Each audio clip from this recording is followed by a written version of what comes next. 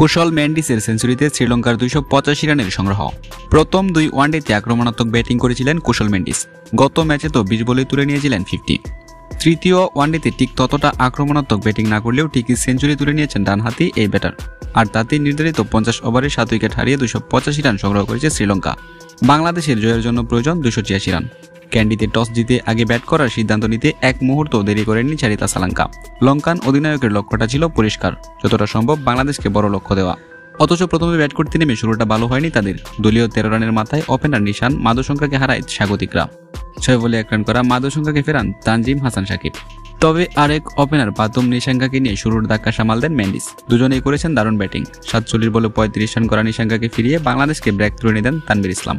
কামিন্দু মেন্ডিস শুরুটা ভালো করলেও বড় ইনিংস খেলতে পারেননি। 20 বলে 16 রান করে ফিরেছেন তিনি। তবে এক প্রান্ত আগলে ধরে রেখেছিলেন কুশল মেন্ডিস।